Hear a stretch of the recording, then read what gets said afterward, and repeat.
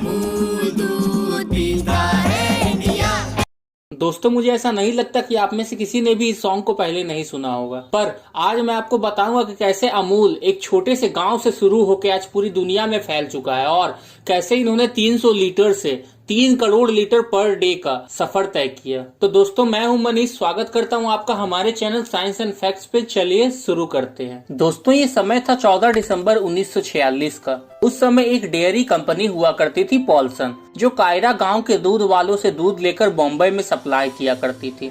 उन दिनों गरीब दूध वालों पर बहुत अत्याचार होते थे।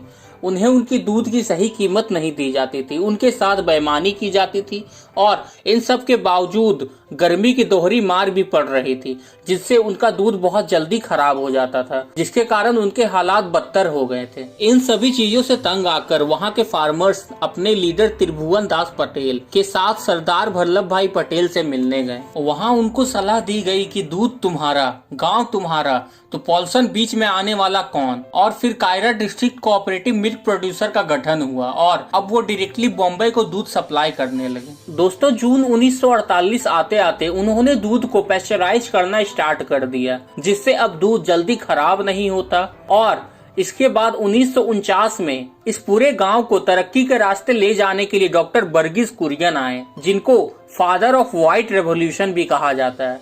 उन्होंने अपने दृढ़ संकल्प और विश्वसनीय तेज दिमाग के साथ पूरी कंपनी की काया पलट कर दी। मई 13, 1949 वर्गीस कुरियन बस एक बॉन्ड पीरियड को पूरा करने आए थे। तब उन्होंने देखा कि गरीब और अनपढ़ किसानों के ऊपर बहुत अत्याचार हो रही थी। तब वो भी उनके रेवोल्यूशन में त्रिभुवन दास पटेल के साथ जुड़ गए और यहीं से शुरुआत हुई अमूल की।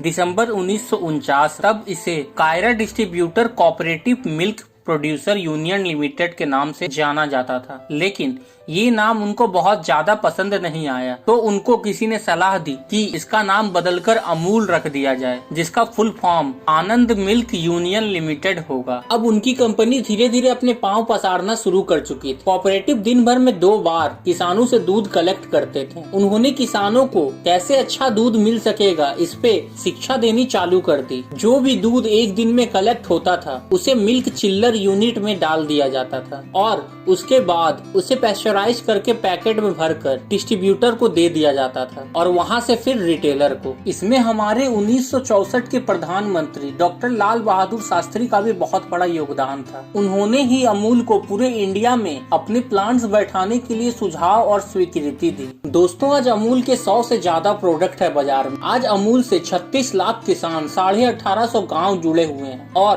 पर डे इनका 3 करोड़ लीटर का कंजप्शन है। इन्होंने कुछ ऐसी बातें हैं जिसपे विशेष ध्यान दिया। Value for money, value for many, मतलब आपके पैसे का आपको भरपूर क्वालिटी मिल्क मिले और जो भी किसान इनसे जुड़े हुए हैं उनका भी ध्यान रखा जाए। इनके टोटल इनकम का 80% किसानों को दे दिया जाता है। दूसरी बात है अम्ब्रेला ब्रांडिंग। दोस्तों, इनके हर एक प्रोडक्ट्स को इन्होंने अमूल नाम ही दिया, जिससे एक विज्ञापन की कीमत में सारे प्रोडक्ट शामिल हो जाते हैं। यही टेक्निक पतंजलि भी अपनाती है। अभी इनका टर्नओवर 38,000 करोड़ रुपया है, जो कि कुछ सालों में 50,000 करोड़ भी पार कर जाएगी। तो दोस्तों, आपको आज की वीडियो कैसी लगी? अच्छी लगी तो शेयर करो अपने दोस्तों के साथ। नए हो तो चैनल को लाइक सब्सक्राइब भी कर देना। मिलते हैं आपसे अपने नेक्स्ट वीडियो में। जय हिंद, वंदे मातरम।